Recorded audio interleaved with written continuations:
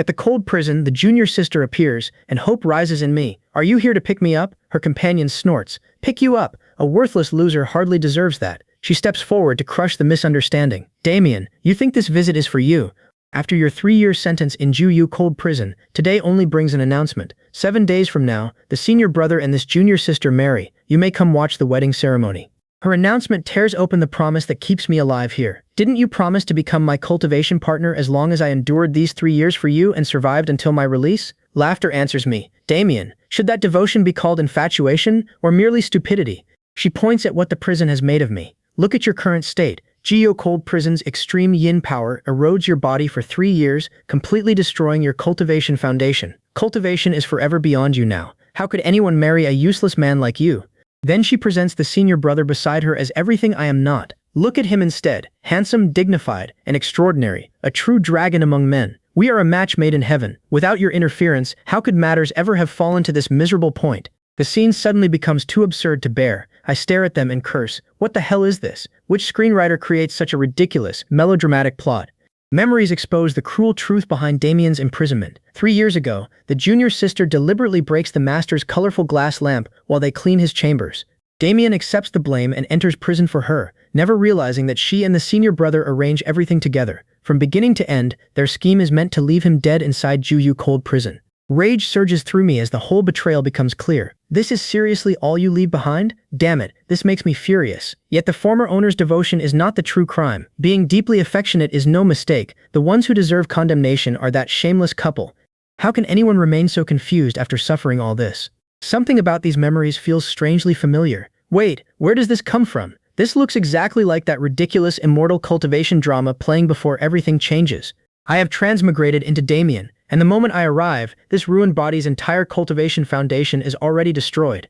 Being unable to cultivate sounds like a cruel joke, but a mechanical voice suddenly interrupts my despair. Strong unwillingness and a desire to counterattack are detected. Binding conditions are satisfied. System binding begins. A pulse passes through me. Binding is successful.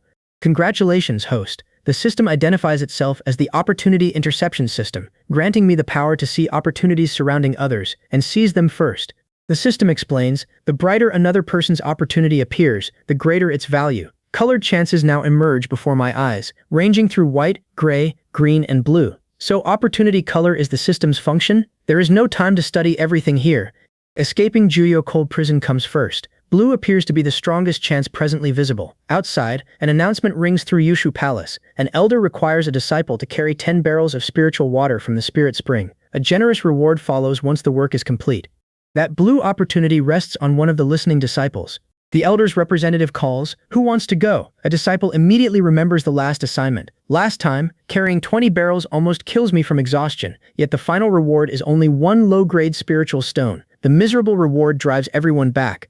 The surrounding disciples refuse together. No chance. That elder is famously harsh and never gives anything worthwhile. Another victim recalls working without any reward, and even losing a spiritual stone afterward. Only a fool accepts this job. As the disciple marked by blue opportunity hesitates, realization strikes me. His chance must somehow be connected to that elder. The opening appears and I step forward. "Senior brother, waiting any longer ruins the chance. Let me try." The others stare as I volunteer for the despised core. "I am willing to carry water for the elder." The senior disciple points toward the path. "Junior brother, you are chosen. Follow me." My wager proves correct, though the work nearly breaks me. 10 heavy buckets wait beside the well. Each trip burns my arms and back. Sweat blinds me before the final climb. At last, I set down the 10th bucket. My legs tremble, but the exhausting task is complete. The senior brother returns with unexpected news. Master has just successfully refined a furnace of foundation building pills and is in an excellent mood. "This pill is your reward." The pill's value shocks me. Even outside the sect, a foundation building pill costs several blocks of spiritual stones. Who calls that elder stingy? He is obviously an extremely generous man. Gratitude fills me as the reward changes everything. "Senior brother, thank you for this kindness." The foundation building pill proves truly heaven-defying. After only 1 night, my ruined body completes foundation establishment, achieving what an ordinary cultivator needs 10 years of bitter training to accomplish. 7 days remain before that shameless couple's wedding. In the original story, the former owner attends their wedding banquet, suffers another brutal humiliation, and nearly dies there. Now that this body belongs to me, that outcome cannot happen again. Foundation establishment is already complete, giving me the strength to resist my assigned fate. However, one essential piece is still missing, a cultivation method worthy of this new foundation. I head for the Sex Scripture Pavilion to search for a suitable technique, though good fortune clearly cannot appear every single day. A brilliant purple opportunity suddenly appears ahead. Forget that thought. Its owner is walking directly toward the Scripture Pavilion, revealing exactly where this chance leads. That purple opportunity has to involve a top-tier cultivation technique hidden inside the pavilion. The marked disciple keeps wavering before one manual. I reach the shelf first and pull it free. Since you hesitate, I will take this opportunity. A pavilion keeper hurries over. Junior disciple, reconsider. 3000 Thunder Body is a top-grade technique, but this copy is incomplete. He lowers his voice as nearby disciples gather. Cultivating a broken method easily causes deviation. 10 people chose it before you. 9 lost their entire cultivation. The warning only sharpens my interest. A purple opportunity cannot lead to ordinary rubbish. I hold the fragment against my chest. Then this dangerous manual belongs to me. Whatever secret it hides, I intend to uncover it. Nearby disciples watch me take the manual and begin mocking the decision. He is probably the next victim. Another one arrives and laughs. Here comes someone else who does not fear death. Treasures never simply fall from the sky. If a flawless top-grade technique truly sits here, how could ordinary disciples like us ever get the chance to touch it? One disciple lowers his voice without hiding the ridicule. Keep quiet, the fool might hear. Laughter spreads through the group, and another voice turns vicious. Exactly. Let him practice it and die. Their contempt follows me away from the shelf. Their warning contains some truth. This technique is clearly incomplete, almost nothing more than a broken scroll. Yet a fragment that cannot be cultivated should never qualify as a purple-level opportunity. Its brilliant color proves something important remains concealed. Does this broken technique contain some other hidden mystery? Every ordinary method fails, so I search the manual again. Hours pass without revealing a single hidden clue. I turn each page, test the damaged formulas, and inspect the binding. Nothing responds. Frustration finally escapes me. This cannot be right. After all that effort, the highest purple opportunity is only a fragment nobody can cultivate. Either its secret lies deeper, or the system has led me straight into a trap. Is this system playing a joke on me? Then a familiar possibility surfaces from the strange conventions of secular fantasy stories. Perhaps the manual requires blood to recognize its master. Whatever happens, it is worth trying. The moment blood touches it, the fragment transforms and reveals the Great Tao Gold List. Ancient legend records 9 supreme cultivation methods, each carrying the inheritance of one invincible emperor. Elsewhere, the revelation shakes the cultivation world. Those 9 methods represent inheritances left by the 9 invincible ancient emperors. Whenever one appears, the Great Tao Gold List manifests across heaven and earth. 500 years have passed since its last appearance, and now cultivators stare upward, desperate to know who receives this inheritance. At that same moment, a powerful cultivator studies the celestial phenomenon. The Great Tao Gold List appears again. This matter is far from ordinary. A divination begins at once, seeking the location of whoever gains the opportunity. Yet the result brings only shock. Heaven's secrets are completely concealed. Nothing can be deduced. Just who is this person? Elsewhere, a junior disciple looks toward the astonishing sky. Senior brother, that phenomenon is incredible. Someone must have obtained an extraordinary opportunity to trigger such a change across the world. Compared with senior brother, that fortunate person surely cannot be anything special. The senior dismisses the mysterious inheritor. That person is thousands of times beneath you. Back in my room, consciousness returns amid unfamiliar surroundings. Where is this? Shouldn't this be my own room? Aaron appears before me. I am the ancient emperor. Will you enter my school and inherit this legacy? The title strikes like thunder. Aaron represents the mortal world's highest combat power from thousands of years ago, an invincible emperor surpassing his age. He stands invincible beneath heaven, eclipsing every emperor of his age. Refusing such an inheritance never crosses my mind. I bow immediately. Senior, I accept you as my master. The ancient emperor's law pours into me, and he laughs as its boundless intent settles throughout my body. A declaration resounds within my mind. When I become the heavenly emperor, I will suppress every enemy beneath heaven. The words shake my spirit, but their true meaning remains hidden. Only cultivation can reveal what wondrous effects this supreme imperial method possesses. The scripture unfolds its principles within my mind. The Tao gives birth to one gives birth to two to three, and three to all things. Reversal is the movement of the Tao, while weakness is its method. Everything under heaven arises from existence, and existence arises from nothing. The boundless Tao can command all things without possessing them. Power surges through me, and the next barrier breaks far sooner than expected. Without this inheritance, my next breakthrough would require at least another year. Power settles through my meridians, and I begin cultivating again. Let this scripture show me where my limits stand. The ancient emperor's sutra answers immediately. Spiritual energy gathers with frightening speed. After only 3 days, a golden elixir takes shape inside me. Even a young emperor might advance no faster. Yet the breakthrough opens another problem. Every cultivator entering this realm must nourish a natal spiritual treasure. Once formed, it remains bound to its owner's life. It strengthens attacks, guards the body, and develops mysterious powers. My realm rises far sooner than expected, but reaching the next stage now depends on forging a treasure worthy of this inheritance. To reach the nascent soul realm, I still need a natal spiritual treasure. Fortunately, the sect's forbidden military grounds formed from an ancient battlefield where countless divine weapons remain buried. The senior brother obtains his saint weapon, the demon armor, there. Without that weapon's blessing, he could never become a direct disciple within only a few years. I decide, the military grounds may grant me luck too.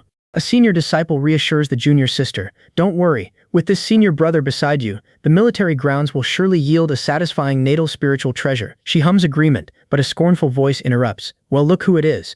The disciple recognizes me and sneers. "Isn't this Damian, our Tiandao sect's famously useless junior brother? A mere handyman dares enter the military grounds. Are you here to bury these divine weapons with yourself?" A red opportunity shines around the junior sister, marking an extraordinary fortune. She answers, "Thank you, senior brother. Searching for spiritual treasures matters more than anything else now." She dismisses me immediately. "Don't waste time on this trash. Let us search for treasures." Yet something feels strange. This broken sword seems extraordinarily unusual, although it resembles ordinary scrap metal. As I reach for it, the senior disciple erupts. "Damian, how dare a useless handyman touch that?" He bursts into laughter. "So the useless handyman only wants a broken sword. Take it then." The instant it enters my hand, its truth becomes clear. This great Luo sword embryo is an immortal weapon, one entire level above an ultimate Dao imperial weapon. The red opportunity truly is extraordinary. Meanwhile, the senior disciple calls the junior sister toward another treasure. "Ignore that trash. Look at this cold light sword. Its body resembles flawless jade, and its aura is overwhelming even while the blade remains sheathed." Freezing air spreads everywhere around the cold light sword. The junior sister agrees. Senior brother is right. This is a genuine divine weapon. He laughs triumphantly. "What an excellent sword. Junior sister, congratulations on obtaining such a treasure. This cold light sword matches you perfectly, so fuse with it quickly." Then he turns his ridicule toward me. "Damian, look carefully. That scrap metal in your hand is not even worthy of becoming a whetstone for her sword. Get out before your filthy presence offends these eyes." The junior sister stiffens at my answer. "What did you say?" I calmly repeat. "You two are blind. An artifact stands before you, yet neither of you recognizes it. You obtain one low-grade spiritual treasure and immediately become this proud, but you understand nothing about the power held by my sword." The senior disciple laughs even harder. "Have you become stupid? That rusty broken sword is nothing worth displaying." Then the great Luo sword embryo releases its pressure. His mockery dies instantly. "Damn it, this cannot be possible. Such terrifying pressure cannot come from broken scrap." The truth crushes their arrogance. The weapon they surrender to me is no worthless fragment, but a genuine ancient divine weapon. The senior disciple finally recognizes its value and explodes. "Damian, you despicable handyman. You deliberately trick us into choosing a defective weapon while taking the genuine ancient treasure." The junior sister's greed surfaces immediately. "Damian, that sword is originally my opportunity. It belongs to me, so return it." Her senior brother joins her demand. "Hand over the sword. A handyman disciple like you does not deserve such a divine object." Their shameless faces make me laugh. "You two are truly pitiful. Death is already approaching, yet neither of you realizes it." They laugh back, and the man turns toward his companion. "Junior sister, listen to this fool. He claims death is approaching us." Their laughter grows louder. "This stupid handyman has completely lost his mind. He actually claims that we are about to die." The junior sister encourages her companion. "Yes, senior brother, this madman needs a lesson. Teach him how to behave." Then she faces me. "Damian, you like me so deeply that you will sacrifice everything, even your life, but madness changes nothing. Wake up and look carefully at the person standing before you." She presents her companion proudly. "This is our senior brother," he warns me. "Damian, you will not receive another chance." Her arrogance turns patronizing. "Beg senior brother for mercy. Fortunately for you, he has always been magnanimous toward weaker disciples." She continues, "Kneel and beg forgiveness now. Perhaps senior brother will overlook the reckless offense you have committed against him today." I challenge them. "What if I refuse?" The man answers coldly, "Then the sect's doors are cleansed with your blood." The senior disciple raises his weapon toward me. "You die here, and the sect is cleansed." Before he strikes, a commanding voice shakes the courtyard. "Stop! Fellow disciples slaughtering each other disgraces the sect." Everyone turns and bows as the sect master arrives. The attacker quickly lowers his weapon. "Master, this man has entered the demonic path. We are not murdering a fellow disciple. We are removing corruption before it spreads." I remain surrounded while he presents righteous words as cover for his killing intent. He finishes presenting his version of events. Master, those are all the facts. Please judge clearly. Another disciple adds fuel to the accusation. Headmaster, years ago this man breaks your beloved colorful glass lamp, so you imprison him in the freezing hell to reflect. 3 years pass, but instead of awakening to his mistakes, he becomes worse and falls completely into the demonic path. The junior sister praises him. Senior brother acts only to preserve the sect's reputation. The sect master accepts their story. Understood. Damian, do you know your crime? I meet his judgment without fear. What crime? Facing the sect master, I expose his silence. You possess nascent soul cultivation and can glimpse traces of the past. Nobody understands the truth better than you. A senior disciple rebukes me. Watch how you address the master. Kneel and confess your guilt immediately. The sect master abandons any pretense of fairness. Knowing the truth changes nothing. That senior disciple is this master's beloved student. Your life cannot compare with his. Our sect has countless mediocre cultivators with qualifications like yours, but someone unable to recognize his own position is much rarer. Today, this master personally acts and repays the insult against a beloved disciple. His shameless admission makes me laugh. As expected, every crow beneath heaven is equally black. You know who is guilty, yet you still choose the disciple with greater value. Mediocre disciples can be discarded, truth can be buried, and favoritism becomes justice whenever the powerful speak. But even with nascent soul cultivation, you still believe you can kill me. Then come forward and discover whether your precious disciple's life is truly worth more than mine. 2 imperial inheritances rise behind me, and the sect master recoils. Aaron and another ancient emperor, both stand above countless emperors throughout history. How can you possess their legacies? The sect master connects this revelation to the past. The person who summons the Great Tao Golden List that day is actually you. Everyone freezes in disbelief. Cultivation never rises overnight, so my present strength proves that I have concealed it all along. The junior sister finally understands the scale of her mistake. I endure every humiliation while hiding my strength, leaving my true purpose impossible to grasp. Her own motive is much simpler. She desperately pleases the senior disciple because he seems powerful enough to carry her toward heaven. Now the treasure she chooses proves false. The genuine powerhouse is the handyman she always despises. Regret immediately shakes her confidence. Damian loves me deeply. Another chance should still be possible, so regret cannot be too late. I crush that hope. So what if the hidden cultivator is me? I plan another massacre for your wedding 4 days from now, but some people cannot wait that long to die. The sect master measures my cultivation and regains confidence. At the nascent soul stage, even this master would avoid the inheritances of 2 great emperors, but you only possess golden core cultivation and cannot release even 1/10,000th of their power. Someone challenges his shameless confidence. Speaking so openly, you truly have no fear of condemnation. The senior disciple refuses to retreat. A single clash will prove everything. The star fan may only be a saint weapon, but complete effort can unleash half its true power. Once you die, the great law sword embryo enters these hands as well. His greed is now aimed openly at my immortal sword. The senior disciple points at my sword. Such a treasure is wasted in your hands. Keeping it only guarantees a violent death. He drives the star fan forward, expecting one clash to crush me. Instead, its power breaks against my blade. The junior sister cries to her master in disbelief. The senior disciple staggers back. Impossible. Even with an ultimate Tao imperial weapon, the golden core and nascent soul realms remain separated by a major boundary. You cannot defeat me. I raise the sword embryo again. Your mistake is simple. Who told you this weapon belongs to the imperial grade? They stare at the great Luo sword embryo. Then what is it? I answer. An immortal weapon. Shock becomes desperate laughter. An immortal weapon. Then defeat is still impossible. I press him with the reality before us. Consider your position now. My decision remains unchanged.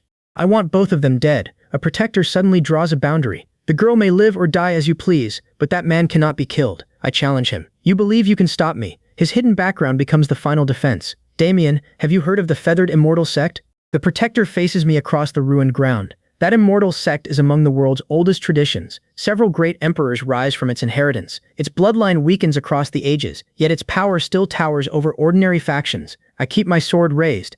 Why mention that sect now? Clark places himself before the senior disciple. Kill him, and you oppose the entire immortal sect. When its fury descends, can you bear the consequences? The junior sister realizes who supports her companion. Clark himself stands behind senior brother. Damian is finally doomed. There is no path left for him to reverse this situation. Then she notices my silence and mocks it as fear. The senior disciple mistakes my silence for surrender. Fear is acceptable. This senior brother is not stingy. Settle this matter properly now, and everything can be forgotten. The junior sister objects. You cannot release this trash so easily. She reminds him, he intends to kill you. Letting him leave after one apology makes us a joke. The senior disciple indulges her. Then decide his punishment. Her method is immediate. Make this loser kneel and strike his head against the ground 10 times. Then he must slap his own face and call himself worthless. He laughs approvingly. Good, junior sister always has better ideas. Trash, obey every word.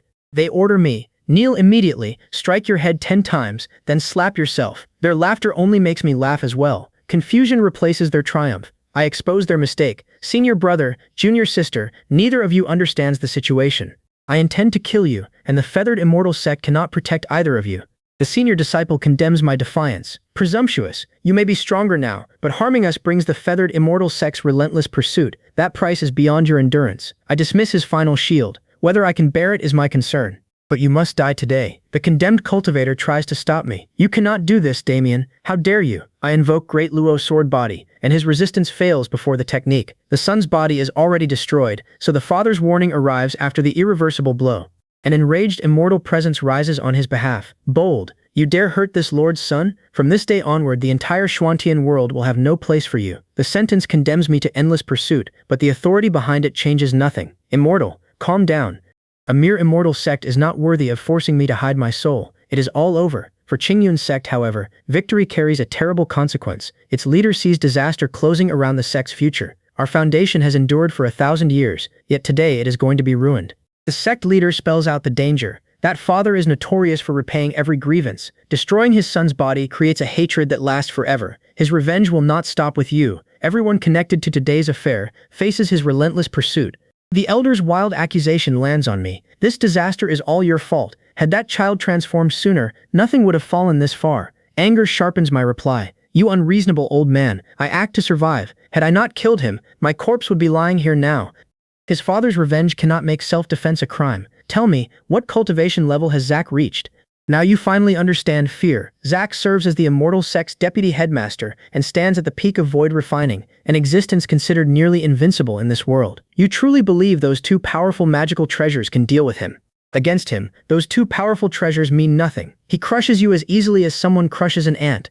Peak void refining. I map the cultivation ladder in my mind. Qi refining, foundation building, core formation, nascent soul, spirit transformation, void refining, Tao integration, sage, great emperor, true immortal, then the immortal realm. In an age when Tao integration powers are almost never seen, calling a peak void refiner invincible is hardly excessive. This place cannot hold me much longer now. I need another refuge immediately. Where is the sect teleportation array? Take me there quickly. After bringing this disaster upon Qingyun's sect, the least you can do is let me use the array and leave. That is nothing but wishful thinking. Choose whether to die now or later. The sect leader refuses to release the only escape route, then pours out his grievance. Meeting you brings Qingyun's sect the accumulated bad luck of 8 entire lifetimes. Elsewhere, before his father, the wounded son mourns the consequence. Father, your child's body is destroyed. Entering the path of immortality again in this lifetime is probably impossible. That thief Damian learns your child's identity and does not care. He remains determined to kill, showing no regard for you or the entire immortal sect.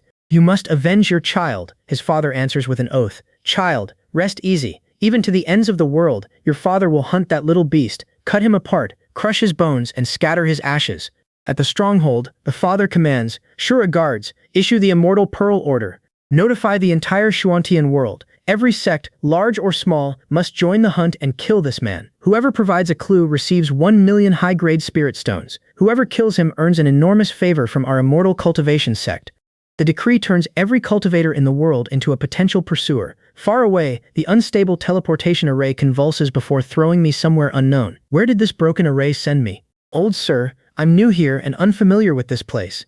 Please tell me where this is, the old man answers. Luoxia village, in the Great Yan dynasty. It is one of Zhongzhou's 4 great dynasties, hundreds of millions of miles from Qingyun Gate in the southern territory. That teleportation array carries me an astonishing distance. That distance works in my favor. The immortal cultivation sect cannot find me easily in such a short time. This breathing room lets me search for opportunities and improve my strength as quickly as possible. The path ahead is settled. Thank you for the guidance, old sir. A desperate cry reaches me from nearby. Let me go! Golden light immediately gathers around its source. I grin. Another golden opportunity. My luck truly refuses to stop. All right, little one. Whatever trouble surrounds you, this big brother has decided to help. An old man notices that I also cultivate and warns me, young man, those men are thugs, serving a nearby elder of Qingfeng's sect. They are habitually domineering. Stay out of this affair. It is all right, old sir. I know my limits. The threat against the child immediately explains the trouble. Little one, your father is dead, but the gambling debts he owed remain. Death does not erase a debt. Be sensible and get out of here. His companion cuts across him. Brother, stop wasting any more words on him. Knock him down with one kick. There is also a younger sister in that family. The thug's attention shifts toward another target. She looks so tender. Take that girl away later, and let the brothers have a good time with her first. The child refuses to yield. This is my home. You are not allowed inside. A thug answers with a death threat. You are courting death. The confrontation breaks instantly. Hey, run, quickly. One thug bolts, but escape closes off. Where do you think you're running? Cornered, he begs. Big brother, please don't kill me. With the bad men dealt with, the frightened child receives my assurance. Do not be afraid. Those bad guys are gone, but they may have accomplices. This big brother will see the good deed through, stay beside you, and protect you for a while. The child thanks me, then makes one request. Big brother, this little one needs to go to the back mountain. Please come along. Yes, no problem. Those are exactly the words I am waiting for. The golden opportunity is finally approaching. The destination remains unclear, so I press for an answer. Tell me where we are going. Big brother, we are almost there. This little one is going to meet someone. That purpose catches my attention. So we are meeting someone. A moment later, the child announces, we have arrived. The place immediately overwhelms me with spiritual energy, more than 10 times richer than outside. Every breath confirms the difference. This is simply an exceptional place for cultivation. Could this be a small world created by a saint?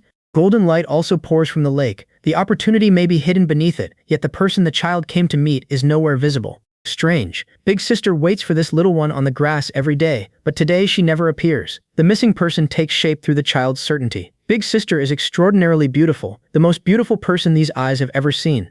A fairy-like woman should be impossible to miss, yet the grass remains empty. Where is she? Maybe big sister is busy right now. My arrangement is simple. Stay here and rest for a while. This big brother will search for her. All right. Meanwhile, the entire lake continues shining with golden light. The glow offers no clue from the shore. To find the opportunity hidden there, only one choice remains. Jump into the lake and investigate.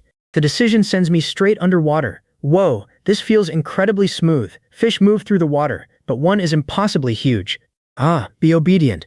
What seems like a huge fish reveals astonishing beauty and temperament, instantly surpassing every female star from my previous life. Lecher, stop staring. The fairy's accusation hits at once. Fairy, listen to my explanation. This is all a misunderstanding. Who expects someone to be hiding underwater? Misunderstanding. You have ruined a maiden's innocence, and for that you must die. This punishment feels far beyond what happens. There is no need to go that far. It was only a touch. Even so, the sensation really is excellent. More importantly, the golden opportunity seems hidden inside her. An even more startling possibility follows while she stands before me. Perhaps she herself is the opportunity. Then I'll change methods. This is a misunderstanding, so stop shouting about killing. If you keep acting like this, then I'll take the initiative. She freezes on the meaning. Explain. Striking first grants the advantage. That is exactly what it means. The fairy finally yields. Fine, this fairy was wrong. You will not be killed anymore. Do not come closer. Her concession is not enough. That will not do. Letting you decide everything leaves me shameless. You wanted to kill me, so taking some advantage before death is reasonable. Why are you so shameless? You are clearly the unreasonable one. The woman glares while covering herself. Now you accuse me after behaving shamelessly. I can release you, but you must offer enough compensation. I steady myself in the water. Name your price. She answers without blinking. Marry me. The demand leaves me speechless. You want me as your husband? Something has gone badly wrong with this story. We meet by accident, argue in a spring, and suddenly marriage becomes the solution. Are women in fantasy worlds always this fearless? She turns toward the shore and gives me an order. You cannot accept this immediately, so climb out first. I will explain after getting dressed. I start moving away, but she points at me. Do not peek during that time. I mean it. Absolutely no peeking. I lift both hands. Rest assured. I promise not to look. Of course, keeping that promise feels almost stranger than breaking it. As I reach the bank, she notices someone nearby. Was that child the one who brought you here? That opportunity originally belonged to the child, but you reached it first. Once dressed, she meets my gaze. Since matters have reached this point, I will tell you the truth. I am the mysterious lady of the 9 heavens, born in the same age as an ancient sovereign. The claim nearly stops my breathing. This woman stands far beyond every cultivator I know. One detail still makes no sense. I ask, if you possess such an identity, why offer no resistance when I tease you? Someone that powerful should silence me with a glance, yet she allows every foolish provocation. Surprised? My lineage requires reincarnation and renewed cultivation every 10,000 years. That is why the mysterious lady before you can be teased. She continues, each reincarnation carries the peak cultivation of my previous life, but that power remains sealed. Only all 3 destiny stones can unlock it. The original plan was to raise that child into adulthood. Then his hands would gather the destiny stones needed to break my seal. Her wait is now shortened by a century because of me. Why not leave and find the destiny stones yourself? Wouldn't that be more convenient? Do you think that choice never occurred to me? This is where my reincarnation begins, but until the seal breaks, it is also my prison. Leaving is impossible. My strength is so immense that the great avenue of heaven and earth restricts me. How powerful are you? Her answer shakes me. Everyone beneath that mountain is an ant. Damn, even immortals are merely ants to her. Haven't I just gained the greatest possible bodyguard for nothing? The thought feels better every second. She notices my distraction. What are you thinking about? Nothing important. We should discuss our marriage instead. When do we enter the bridal chamber? You lecher, the mysterious lady of the 9 heavens possesses an utterly pure body. No man may touch it. If accidental intimate contact occurs, that man must become her Taoist companion and share her life. I press her. Otherwise what? She answers. Otherwise, every trace of cultivation disappears, forcing another reincarnation and another wait lasting countless millennia. Cultivation would also begin again from nothing. That price cannot be paid. Understanding dawns on me. Fine, I understand. So when do we enter the bridal chamber? Can we discuss something else? No. A married couple needs a married relationship, or the title means nothing. She finally offers a compromise. Find the first destiny stone, and I will fulfill the duties between husband and wife. I nod. Finding it is possible, but I have caused serious trouble. The entire world may have no place left for me. She studies my face. What trouble follows you? I answer. Have you heard of the ancient immortal sect? I provoked the immortal standing behind it. Recognition slowly enters her eyes. The name draws up a memory buried for 50,000 years. Before the feathered emperor attained the Tao 50,000 years ago, he served as my Taoist attendant for 1,000 years. Damn, even a future emperor only qualifies as her attendant, she adds. Once my strength returns, destroying the Yuhua immortal sect will be easier than breathing. Then she detects the aura of an old friend somewhere on me. I reveal the blade. Do you mean this sword embryo? That is none of your concern. She concedes the point, then forms a plan. With this sword embryo here, some spiritual consciousness can be attached to it and assist your search for the first destiny stone. What use is only some consciousness?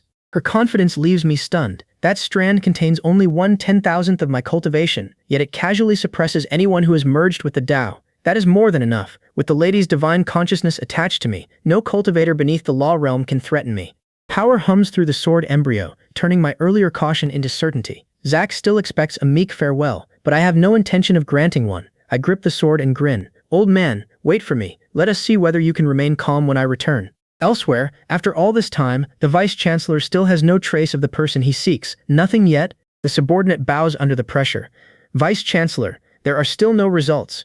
Inside the distant stronghold, the vice-leader strikes the table. Useless. Mobilize every guard. Search the 9 heavens and the depths of hell. Find that child. The kneeling guards tremble as he continues. I will extract his bones, refine his soul, and shatter his body before this hatred fades. They accept the order and rush out. Elsewhere, I face my future wife. We are cultivators. There is no need for elaborate marriage rites or a formal ceremony. She presents a profound mark. This is the Tianxin mark. Once it is given to you, we officially become Taoist companions. A terrifying aura rolls from the mark. It rivals both my emperor scripture and sword embryo. I ask, what power does the heart of heaven mark hold? She smiles. How do you think I regain my peak after every reincarnation?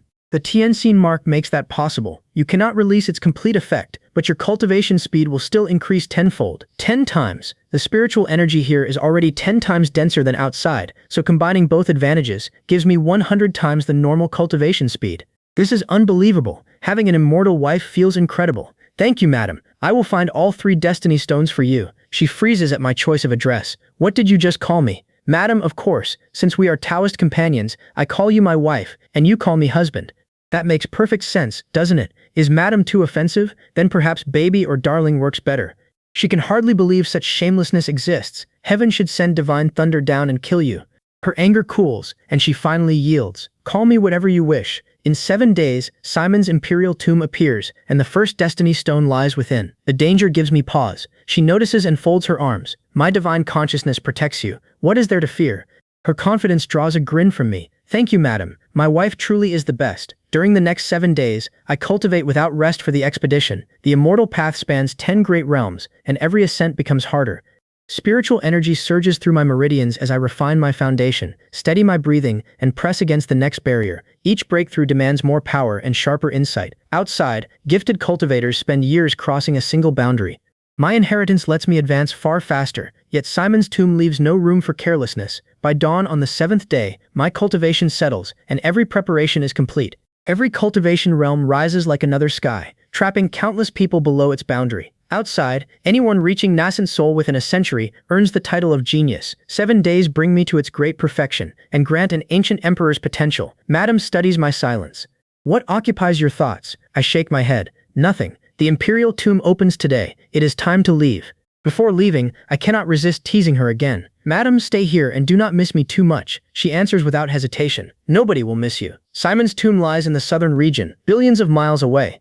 Traveling there normally would take more than 10 years, but her divine consciousness offers another solution. She guides me outside and begins tracing an immense formation. I will draw a void teleportation array for you. It can cross the entire distance instantly. Spiritual light spreads beneath my feet as space twists around us. I smile toward her. Thank you, madam. Listening to my wife always brings good fortune. Her power fixes the distant destination in place. I steady myself as the formation erupts. Void formation open. The landing immediately raises doubts. Madam, this teleportation formation seems rather unreliable. The formation lands me in a crowded southern region city. Too many eyes make exposure likely, yet its accuracy across billions of miles astonishes me. Nathan's tomb waits only dozens of kilometers away. Madam gestures toward the streets. Gather information first. Nathan's tomb has emerged and every major force is assembling. Learn their strength, or enter unprepared and get buried inside. Madam is right. Listening to my wife comes first. Elsewhere, the Shura forces of the immortal cultivation sect have mobilized completely, yet after 7 days and nights, they still cannot locate the human youth Damian. The missing fugitive becomes the city's obsession. Just who is this Damian?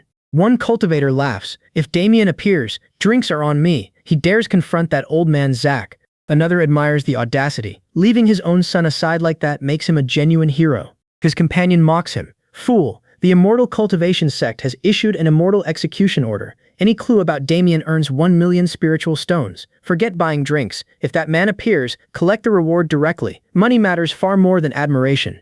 The decree announces, Damian is condemned. 1 million stones for clues. His killer earns the sect's favor. Its message spreads across the entire Shuantian world. Every sect and mortal stronghold must hunt Damian, report any clue or kill him. The promised payment is 1 million high-grade spiritual stones, while my killer receives a tremendous favor from the immortal cultivation sect. The mysterious lady fumes at their arrogance. They call you treasonous as though they represent heaven's great avenue. Once my seal is lifted, the first thing destroyed will be the Yuhua immortal sect. Lady, that is the future. The problem is now. You can see my situation. Everyone in Shuantian realm knows my face. My face is exposed too easily. Can you disguise me somehow? She waves it aside. Simple. Let me help you. The disguise settles over me, and I marvel. Lady, you are incredibly strong. She lifts her chin. Of course. Do you know who stands before you? The Lady of the 9 Heavens, invincible throughout heaven and earth. A rapid nod ends my argument. Right. Everything Madam says is correct. Before I can follow the crowd, she catches my sleeve. Stop. Remove that feminine hat and check your face. I pull it off, inspect the disguise, and barely recognize myself. Urgent cries suddenly roll through the city. The imperial tomb is open. Hurry. Cultivators pour from every street, and I join the surging procession toward the distant entrance. Along the road, 2 ancient experts spot each other through the crowd. One steps across the other's path. Old rival. We meet again. Their clashing pressure forces weaker cultivators aside, though both preserve their strength for the tomb. Beyond them, the enormous burial ground fills the horizon. This is the resting place of Simon, the demon clan's final great emperor, not some ordinary ruin. His scriptures, imperial weapons, and hidden inheritances draw every major faction forward. Human sects, demon clans, and solitary experts race together. Nobody trusts anyone. Hands remain near weapons. Scouts watch rival formations, and killing intent gathers before the first treasure even appears. I keep my disguise low and move with the crowd, determined to reach the entrance before the strongest factions seal it. Legend says Nathan brings his ancient scripture and imperial Taoist weapons into the tomb with him. A sect elder declares, my heavenly book immortal sect must seize this opportunity. Another contender scoffs, it belongs to you because you say so. Let us see who truly obtains it. A cultivator warns, Simon is still the demon clan's great emperor. A demon expert steps forward, discussing Nathan's inheritance before the demon clan is brazen. Have you all gone too far? The dragon ruler declares, opportunities can go, but Nathan's scripture and imperial weapons must belong to the dragon clan. He bares his fangs. Otherwise, the dragon clan will slaughter every one of you. Boisterous laughter interrupts the threat. Who exactly are you threatening to kill? The newcomer is Derek, the Jiang family's god king. His appearance draws an immediate challenge. Aren't you supposed to be in seclusion? Why come here and meddle in such heated business? Derek answers, this earthly inheritance belongs to human cultivators. Whoever receives it is acceptable, but that old flood dragon gets nothing. The dragon ruler studies Derek, the Jiang tribe's god king, an ancient one born with double pupils and unrivaled combat power. Interesting. Derek does not yield. You heard the threat. What will you do? The dragon ruler answers, later, every one of you dies, proving this sovereign invincible. Hearing these monsters threaten each other leaves me wondering how everyone gathered here can be so terrifying. Derek may actually be a mighty Hedal realm expert. Unease creeps over me, and quietly I warn the lady, something feels wrong. Are you truly certain here? Madam remains completely calm. Leave everything to me. Simon is an old pet of mine. If necessary, our old bond persuades that little fellow to release every imperial restriction. Once the seals open, taking the destiny stone becomes easy. Her certainty steadies me. Madam, you truly are invincible. The crowd rushes into Nathan's tomb, and I follow through its ancient passages. Every faction soon stops before a vast celestial river. Its silent surface reveals no source or shore. Crushing weight gathers beneath every motionless wave. I approach the bank, test its aura, and recognize it instantly. This entire celestial river consists of rootless water. Outside, finding even one drop of rootless water is almost impossible, yet Simon stores an entire river here. The scale leaves me speechless. Rootless water carries terrifying weight. One drop can collapse a mountain. Anyone relying on physical strength or magical power sinks instantly, gets dragged to the riverbed, and is crushed beneath its immeasurable pressure. Forget gawking. Work out how to cross before you are destroyed. A cultivator throws back his head and laughs. So that is the supreme imperial weapon, the Tianshu cauldron. No wonder you enter with such confidence. Your holy land even brings this treasure into the tomb. Tianshu Holy Land has paid a tremendous price this time. A rival taunts the sect master. Will Nathan's inheritance escape while your sacred cauldron breaks here? The sect master scoffs. Damaged. Are any of you worthy of harming this cauldron? Disciples, follow me across the river. They advance behind its protection, while I consider my own options. The ancient emperor's scripture and my sword embryo can both carry me safely across. Either treasure solves the immediate problem, but revealing one creates a greater danger. Everyone hunting me will recognize my identity instantly. Worse, Zack knows those treasures and will certainly identify me. I cannot expose myself before reaching the inheritance. This is no time to reveal myself. What now? She stays calm. Don't panic. It is only rootless water. Try using the power of the Tianxin seal, she urges. She stops me. Wait, I turn back. What's wrong? Her answer comes quickly. Rootless water is useless to me, but it can become a great killer for you. Think about it. Can they always rely on supreme imperial weapons forever? Her meaning hits me. You mean we collect the entire celestial river? She turns the idea back on me. What do you think? The sheer scale leaves me staring. That is wildly imaginative. What kind of outrageous idea is this? The idea seems possible, but I ask, do we have enough space? Use the inner world within a cultivator's body. The Tianxin seal can ferry anything, even the celestial river, inside. With the great Luo sword embryo suppressing that little river, what waves could it possibly make? The method finally makes sense, and I try it. The result is immediate. Damn, it really works. Around us, shocked cultivators cry. What happened to the celestial river? Why has the entire celestial river disappeared? One cultivator invents an answer. This must be Simon's safeguard. He shows mercy to his descendants, so the celestial river disappears after delaying us. The surrounding factions accept it. Another cultivator bows. That makes sense. We thank Simon for his mercy. Their gratitude irritates me. Why are you thanking Simon? With Simon's entire river resting inside me, their gratitude belongs to me. Instead, everyone praises him. The thought makes me bristle. Everything Simon leaves in this tomb is destined for me. Any other outcome feels absurd. Ahead, a senior expert raises his voice. Nathan's ancient scripture is useful to me. That scripture is my only claim. The remaining treasures are yours. Another expert laughs. Who does not desire Nathan's ancient scripture? We respect your seniority, but courtesy is not fear. The claimant's face hardens. Around him, rival factions refuse to yield. Their pressure fills the passage as weapons slide from storage rings. Every contender watches the others, quietly preparing spells and killing moves. The challenger steps forward. Respect comes from your long cultivation and seniority. Reject that courtesy, and humiliation follows. A dragon ruler bears his fangs. Nathan's Taoist weapons belong to the dragon clan. Fight among yourselves for his ancient scripture. Another dominant expert blocks the passage. Today, everything proceeds under my command. Nobody takes any part of Nathan's inheritance. The first claimant refuses to retreat. The ancient scripture is my only demand. Whoever stands in the way becomes an enemy. Spiritual pressure collides across the chamber. Weapons emerge from storage rings, and killing intent floods every corner. Former allies spread apart, measuring one another as targets before anyone even reaches the inheritance. The factions attack each other, and I welcome the chaos. Fight harder. The greater the disorder, the easier my work becomes. A voice inside the sword detects the destiny stone beyond a sealed barrier. Your sword embryo can shatter this restriction. I tighten my grip. Caution no longer matters. Then break it now. One strike splits the seal and exposes the hidden chamber. Every powerful cultivator turns toward me. Who dares steal treasure beneath our eyes? Killing intent floods the passage. A senior cultivator steps forward and addresses the family patriarch. This intruder belongs to me. Leave him here, and I will owe you a favor. The offer reveals a private grudge behind his eagerness. Derek studies Zach. This looks personal. Is there some grudge against that intruder? Zach's dissatisfaction is unmistakable. That man destroys my son's body. He is the only child. How should revenge for such an act be settled?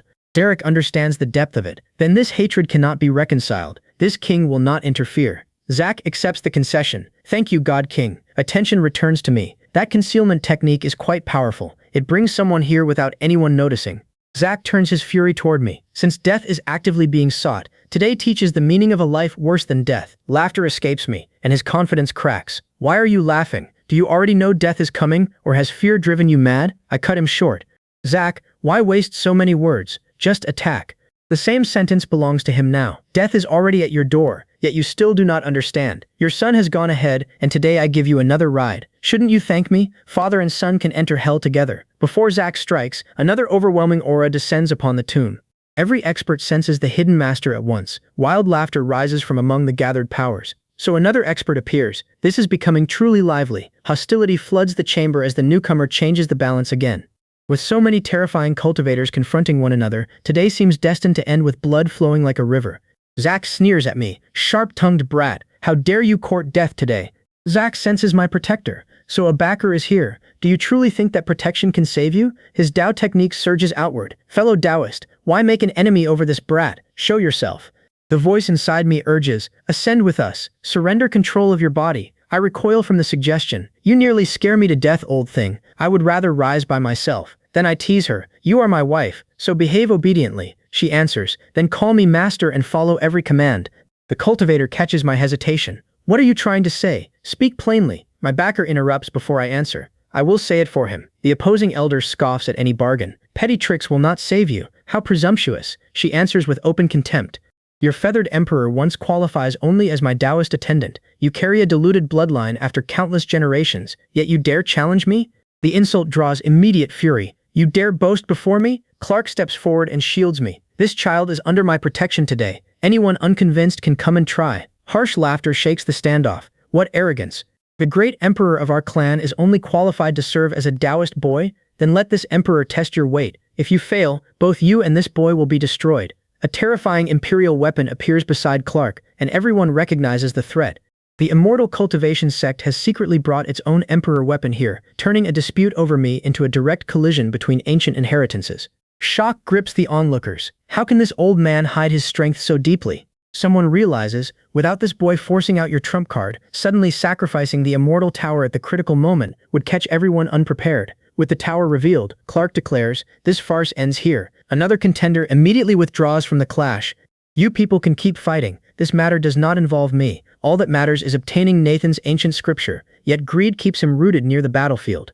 The opposing expert remains dismissive. So what if it is an ultimate emperor weapon? This ends now. Disbelief answers him from the crowd. How can that be? The immortal tower is the feathered emperor's enlightenment artifact.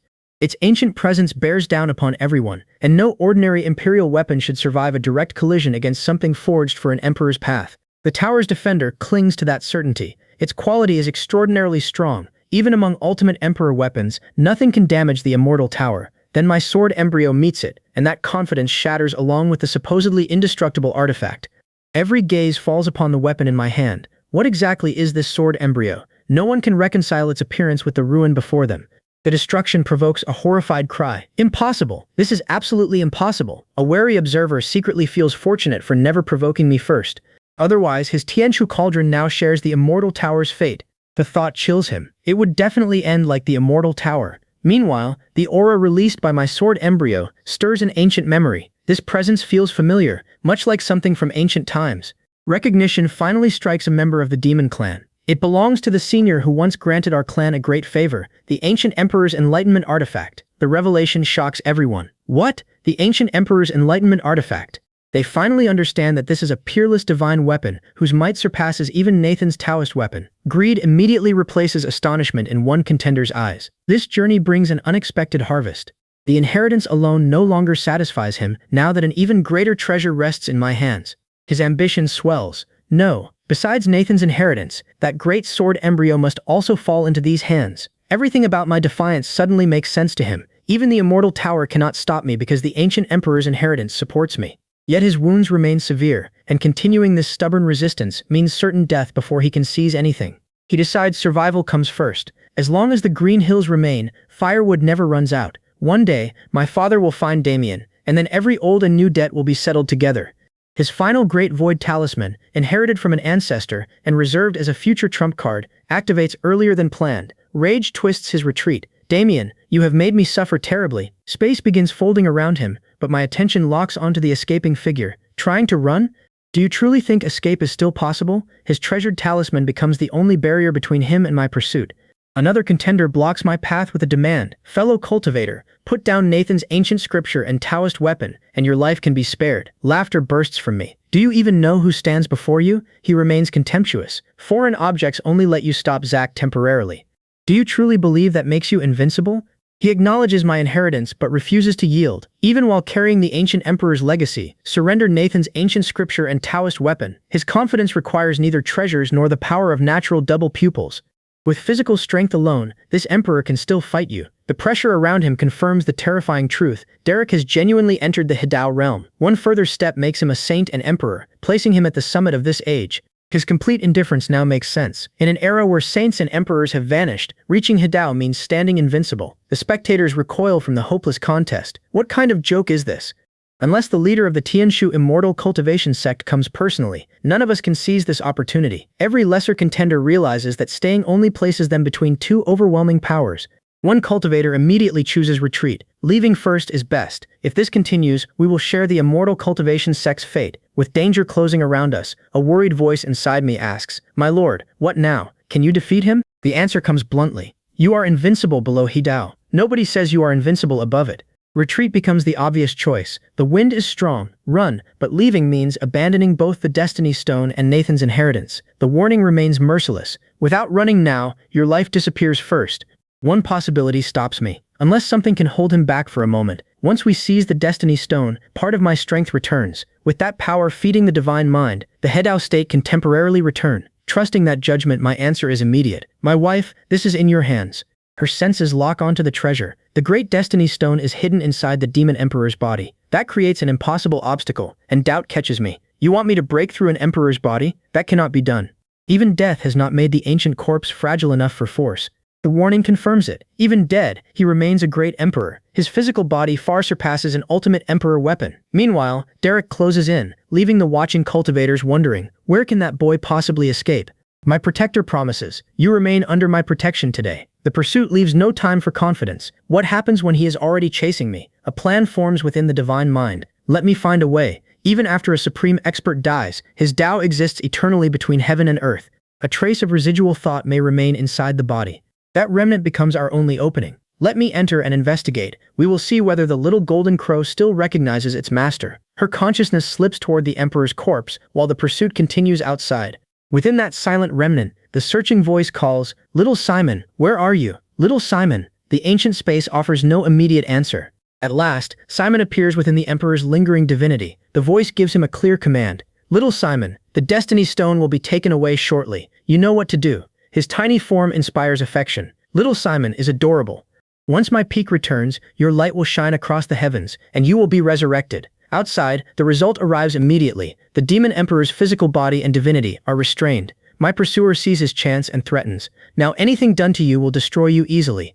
Do you have any last words?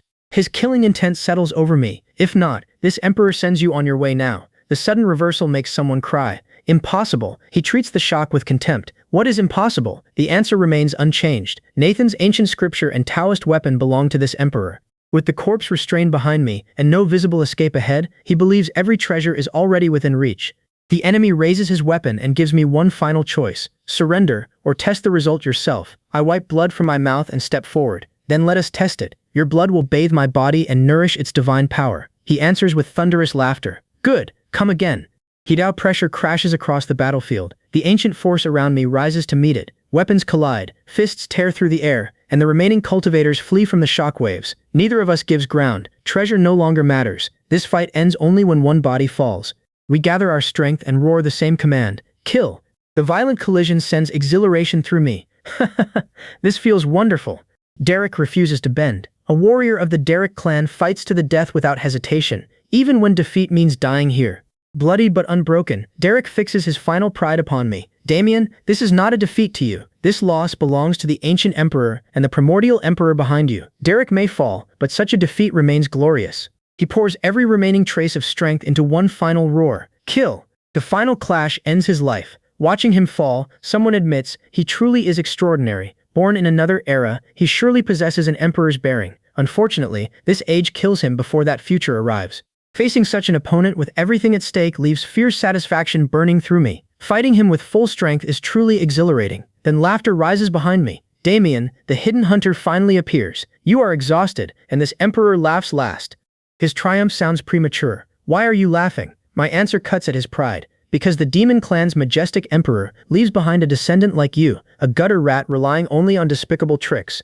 If you fought me openly like that divine king and died magnificently in battle, you would earn 3 measures of respect. His smile vanishes beneath the insult. Contempt replaces his smile. But now, you will only die in endless pain. He dismisses my defiance with a cold snort. A boy who holds nothing except an advantage in words will soon understand the difference between mockery and strength. He exposes my condition with unsettling accuracy. The battle against Derek has already injured you. Moreover, the state granted by the presence attached to you cannot last long. Once it disappears, your realm falls. What will you do then? This old dragon sees through everything.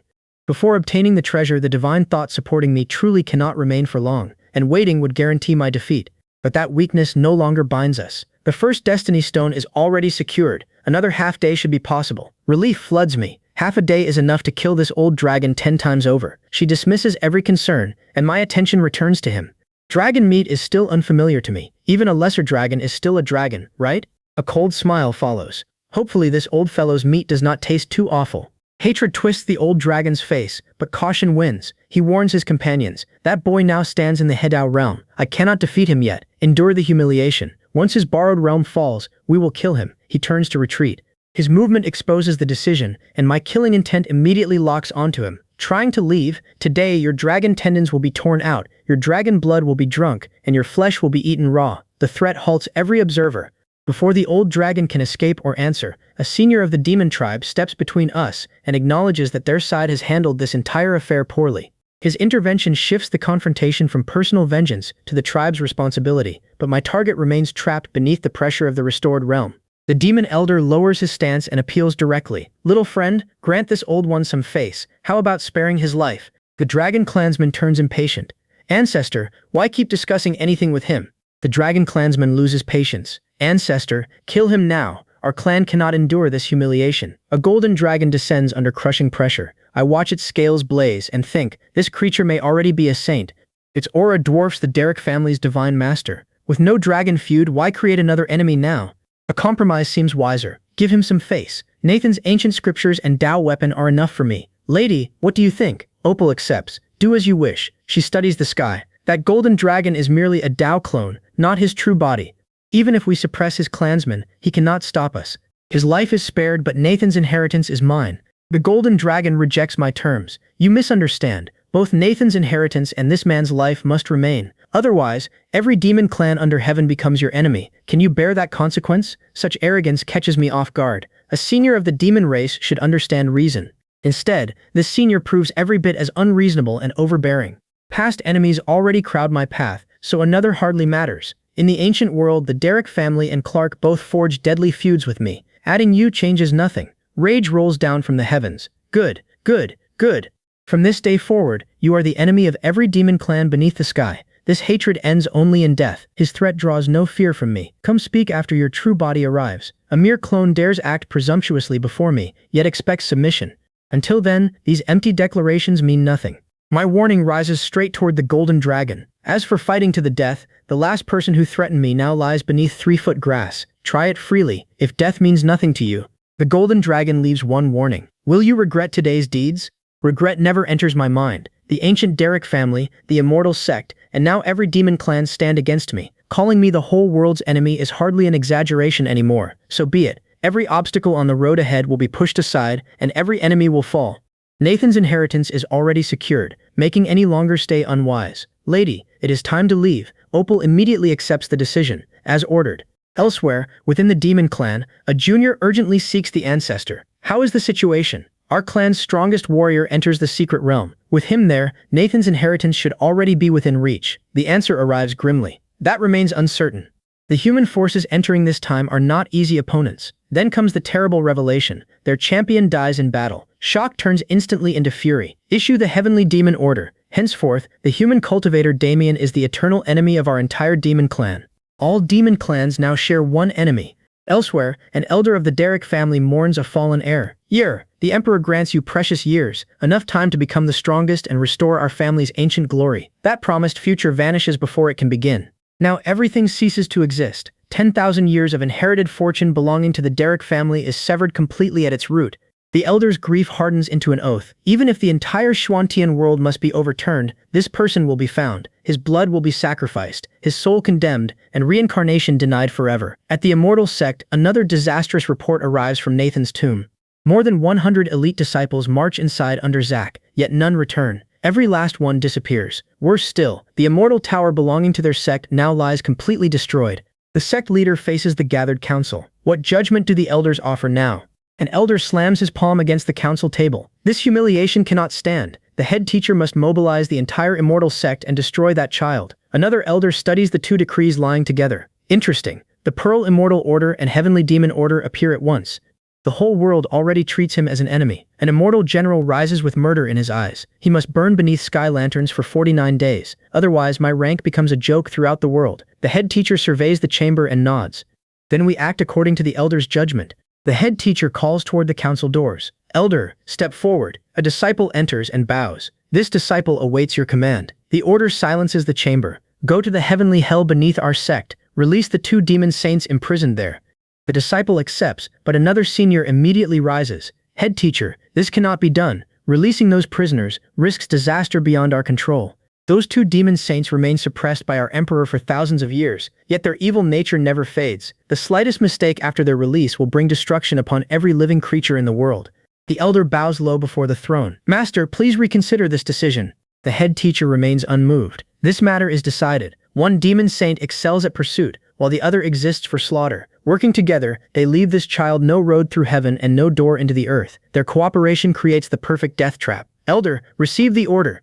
The command becomes absolute. Release them. Should anything go wrong, the full burden rests upon me. Elsewhere, Opal turns our attention toward what comes next. The second Destiny Stone appears in 1 month. Until then, cultivate peacefully and strengthen yourself. Her words give me a clear window to prepare, but her own recovery matters just as much. Lady, how much of your strength has returned now? Already restored to the Saint Realm. Her answer jolts me. Then does the second Destiny Stone make you an emperor directly, and the third a true immortal? Since ancient times, only that legendary emperor ever takes the ultimate step. My wife speaks quietly beside me. We all stop at the road's end. The world's laws have changed, and whether anyone can still become immortal remains uncertain. I wave aside that distant problem. Lady, we can discuss immortality later. The promise you made me is already due. She blinks. What promise do you mean? Whatever was promised will naturally be honored. Yet Opal hesitates, unable to finish the condition aloud.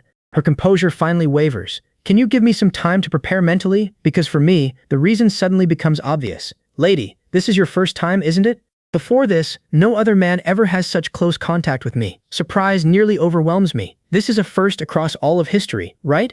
The revelation feels like discovering an unmatched treasure. Since that is the case, there is no need to rush today. See you in 1 week. Time passes, and the promised day finally arrives. Opal stands before me again as the waiting ends. Lady, 1 week is over. You are mentally prepared now. Opal gives no room for retreat. The Tianxin seal is already yours, making us Dao companions in fact. There is no escaping you, but the source of my life is extremely powerful, and your first time may be unbearable. Confusion flashes through me. Explain that.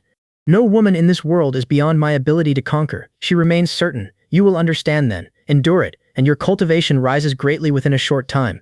That benefit immediately catches my attention. Tell me the exact realm it reaches. Opal cannot guarantee one. That is difficult to determine. Waiting becomes impossible. Lady, let us begin. This effect happens every time from now on. She cuts down that fantasy at once. What are you thinking? Naturally, it works only the first time. With everything settled, our cultivation begins. The moment her life source enters me, understanding strikes. This is an accumulation spanning hundreds of thousands of years, and she sends every bit of it into my body. Never do I expect cultivating with a nine-heaven goddess to grant such overwhelming benefits. In a single step, my realm leaps directly into refining void, saving thousands of years of bitter cultivation. Opal confirms the breakthrough, but immediately identifies the weakness beneath it.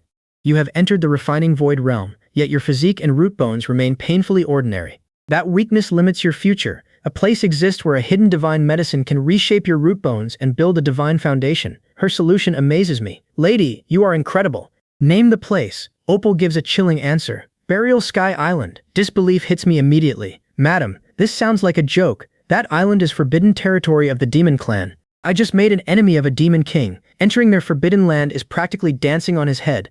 Still, fear does not stop me. Lady, your support tastes sweet, but I cannot depend on you forever. My original plan is far safer. Surviving in seclusion until becoming invincible sounds ideal. Then you become immortal, while the Derek family and demon clan are handled together. Opal makes the urgency clear. Think carefully. This divine medicine flowers only once every 10,000 years, and those flowers last merely a few days. Miss them now, and nobody knows when another chance comes. She holds up the divine medicine. This is the harmony flower. An emperor who consumes it can begin a second life. An ordinary cultivator instead receives remade root bones and a perfected physique. The final result is a chaos body, equal in fame to Aaron's innate sacred body. One of history's strongest physiques is worth the danger. Then wealth must be sought through peril. This gamble is worth taking. Opal immediately prepares the way. A formation will be drawn through the void and teleport you directly there. Space shifts around me, and Burial Sky Island appears. Its spiritual energy feels astonishingly thin. Before long, a local creature fixes upon me as prey, but it chooses the wrong target. Little fellow, treating me as your meal is a grave mistake. You are hunting someone who can hunt you instead. Wrong. This is not a white opportunity. A red opportunity means obtaining an immortal weapon, while a golden opportunity means marrying an empress. But this one shines with every color, a level even the mysterious lady cannot imagine. She turns to the little fox. Go ahead, little one, but do not cause trouble like this again. After all, the same good luck may not protect you next time. This multicolored opportunity is definitely different from any minor chance. My choice comes quickly. I'll follow you first and find out exactly what is happening before deciding my next move. A strange fluctuation catches my attention. An invisible spatial restriction blocks the naked eye, concealing a small world behind it. The restriction prevents anyone outside from observing it. Behind the lifeless devil's pond, I unexpectedly find a passage connected to this strange place. Thank you, little fox. The mysterious lady warns me. A multicolored opportunity must be understood slowly. Do not act too hastily. A young girl appears, so I immediately make my position clear. I'm not your enemy. I only happen to be passing through, and I have no ill intentions toward you. She looks at me without hostility. Big brother, Opal is so hungry. Now I finally learn that her name is Opal. Wait here. I'll find you something to eat. Opal thanks me, but another problem immediately appears. There is no obvious way to leave this place. I turn to the mysterious lady. Lady, do me a favor. She answers with a complaint. You only remember this lady when help is needed. I ask, Lady, teleport us to the nearest human city. I'll buy this little girl a roast chicken. The mysterious lady remains wary. This child feels extremely strange. Be careful. I understand the warning, but Hedahoha remains the most urgent objective. I know. I have my own sense of proportion. Once we reach the city, the rich fragrance of roast chicken fills the street, and a vendor calls out, fragrant roast chicken. One costs only 2 silver coins. A vendor sizes me up. Honored guest, you look handsome and distinguished. Surely you want some roast chicken. I gesture toward his stall. Tell me how many remain. I'll take every one. The vendor lights up at such a generous purchase. More than 30 roast chickens remain. They will all be packed for you immediately. Opal stares at the enormous serving, then proceeds to devour everything. The pile rapidly disappears before my eyes. This tiny girl possesses an appetite completely out of proportion to her body. I can hardly believe how much she eats. Could she be the reincarnation of some legendary glutton? After finishing everything, Opal pats her stomach. Big brother, Opal is full. That is enough for me. She then makes another request. Big brother, please accompany Opal somewhere. Tell me where we're going. Opal's answer is immediate. We're going to find elder sister. She hasn't visited Opal for a long time, and Opal misses her very much. I agree. I'll go with you. Once again, I appeal to the mysterious lady. Lady, this humanoid teleportation array cannot be my only role. Still, please help us one more time. She finally relents. All right, this lady is simply too easy to persuade. Good grief, I assume our companion is merely an ordinary white fox, but it is hiding terrifying strength behind an innocent appearance. The explanation follows. Heavenly Burial Island is forbidden territory for the demon clan. Anything appearing here can never be an ordinary mortal creature. Opal climbs onto the white fox and beckons. Big brother, come up too. I join her, wondering where this strange child is taking me. The massed forces and towering defenses reveal our destination. I scan the valley ahead. This must be the Dragon Clan's headquarters. Within Wanlong Valley, a dragon authority confronts our escort. Fox King, what brings you to Wanlong Valley without warning? The Fox King immediately lowers himself before Opal. This old slave crosses the ages to pay homage to the island owner. The title shocks me. Island owner? Could this innocent little girl actually be Heavenly Burial Island's owner? She looks completely harmless, yet she is apparently the greatest authority here. My fear of discovery inside the Dragon Clan's lair vanishes. Everything suddenly seems secure. With the island owner protecting me, there is little reason to fear. Opal faces the Fox King. Uncle White, please move aside. Do not delay Opal from finding elder sister. He obeys without hesitation. Your command is law. She settles back onto her mount. Little fox, move. As we continue deeper, a dragon turns urgently toward his ancestor. Ancestor, explain exactly who the owner of Heavenly Burial Island is, and how such a person is connected to you. The ancestor's answer carries absolute caution. Even this old dragon must call itself a slave before her. She is a living emperor, whether anyone believes it or not. 5,000 years ago, human saints refused to accept her authority and joined forces to invade Heavenly Burial Island. They intend to uncover its secrets, but nobody outside ever learns what happens within. That day, the saints stain the sky with blood, and every one of them falls. The revelation leaves me stunned. If Opal has an elder sister, that seems to imply two great emperors. The ancestor corrects that conclusion. In truth, both are her. Nobody knows what transformation this emperor encounters. Since Heavenly Burial Island appears, the emperor's mind remains trapped in confusion. Sometimes she cannot distinguish her original Tao body from the body of an immortal or demon. Opal finally reaches a sleeping woman and calls to her with complete familiarity.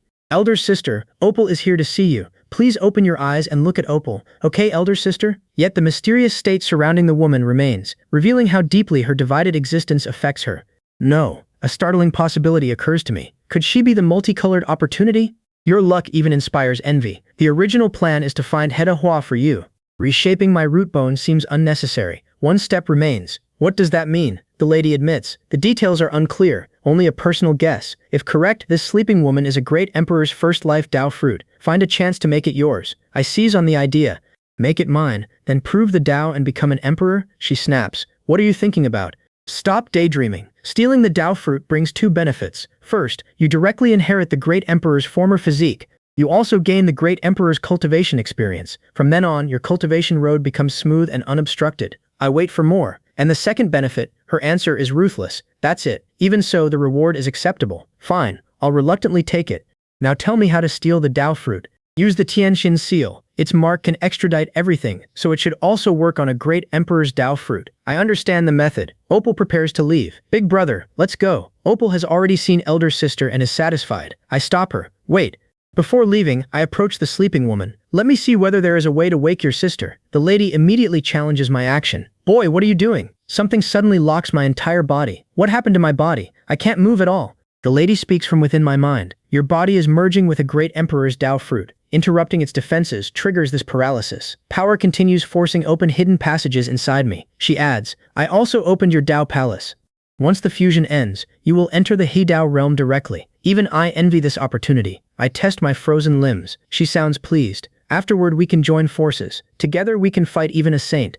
Later, how does fusion start? Your concealment technique has failed. The Dragon Elder must already sense me. Once he reaches this place, my current level cannot simply fight him head-on alone. The lady dismisses that danger. This jade cocoon surrounding your body is not easy to break. Even an attack from a Jado Emperor weapon may fail, so remain at ease. I grasp the advantage at once. So that's how it is. Fine.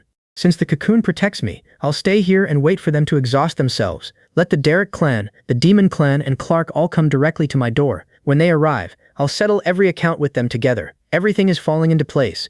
After wearing through iron shoes in a fruitless search, the prize appears without the slightest effort. Outside, the hunters close in. The human and demon tribes search for you endlessly. Yet today you deliver yourself directly to the door. Outside the jade cocoon, the hunters close around me with murderous excitement. One enemy raises a weapon. Today, you deliver yourself to the door. Your journey ends here. More pursuers arrive, celebrating that their search is finally over. Their first attacks crash against the cocoon and vanish without leaving a mark. Sealed inside, I remain untouched while they circle the smooth jade surface. Blades, flames, and heavy blows strike from every side, but the shell never trembles. Confidence drains from the group.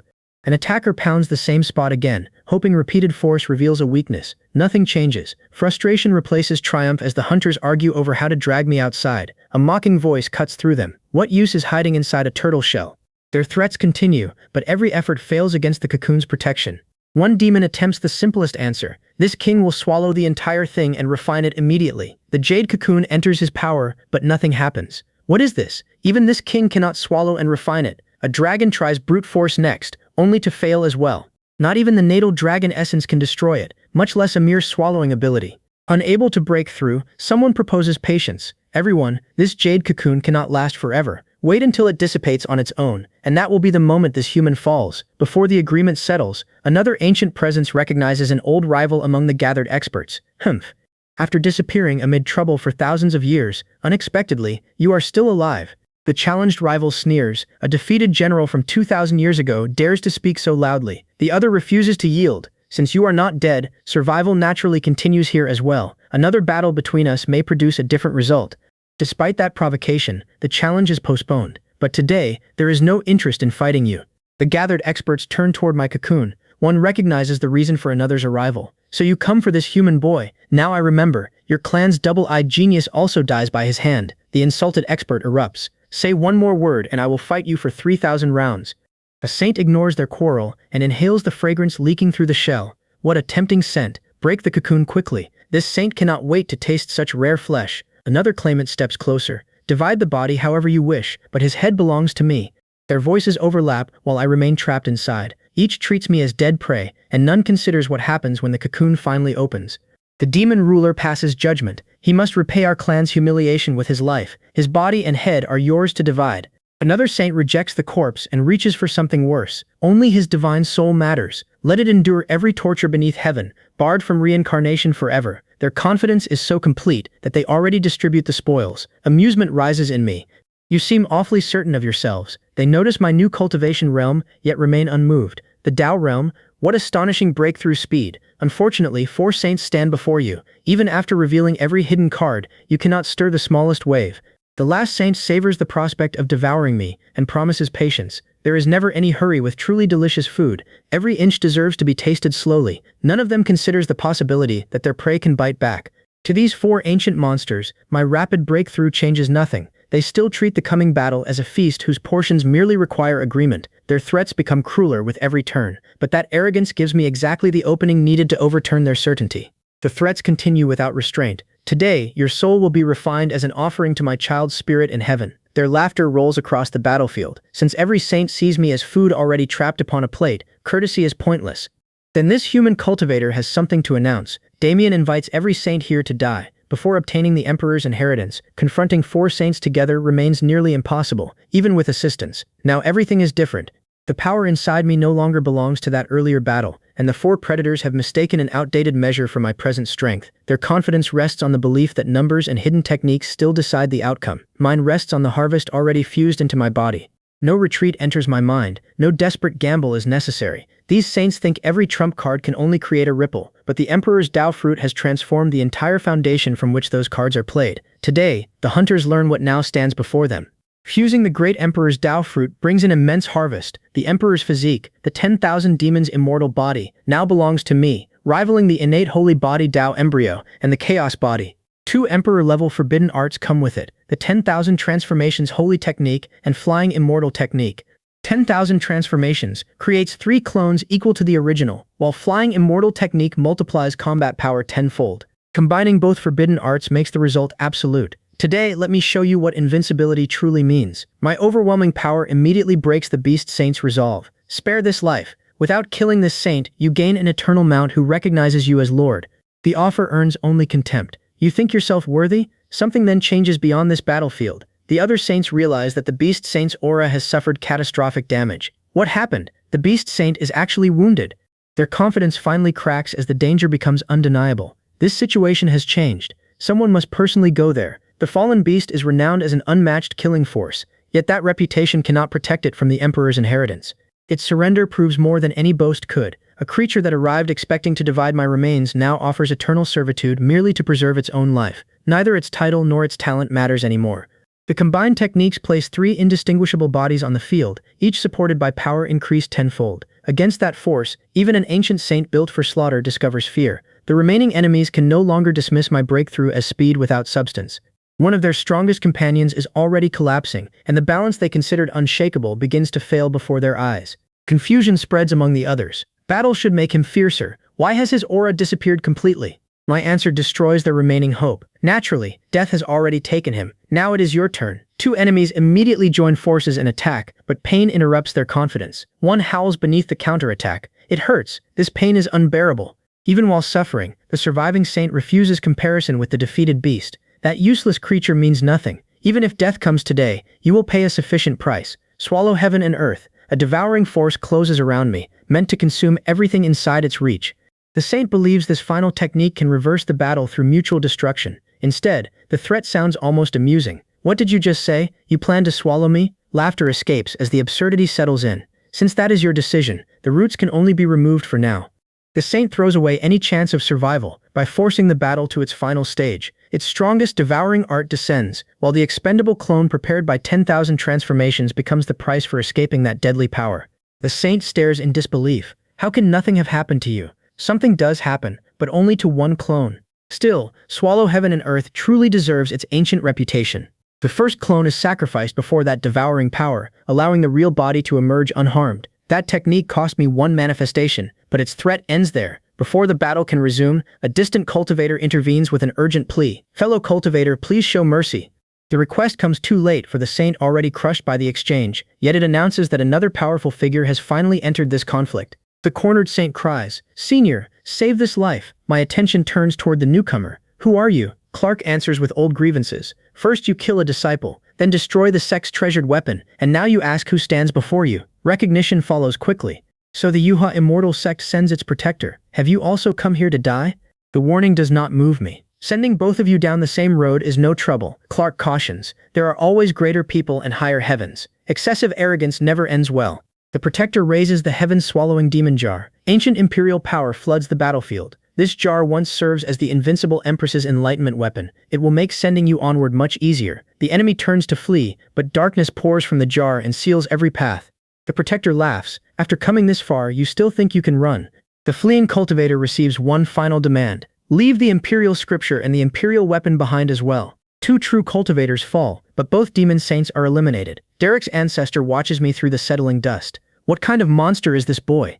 His flying sword can repel even imperial weapons, yet it leaves no mark on me. I warn the lady, another unfathomable elder has reached the sect. For now, the old dragon remains our easiest target.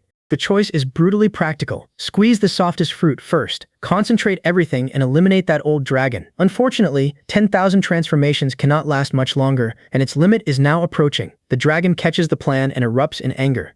"Do you truly believe a dragon is something soft enough for you to crush?" The old dragon anchors itself to the power beneath the battlefield. "While the dragon origin survives, I survive. Let us see how you kill me today." Its companions remain outside the clash, waiting for weakness. The dragon roars at them. "Fellow cultivators, this child already threatens us all.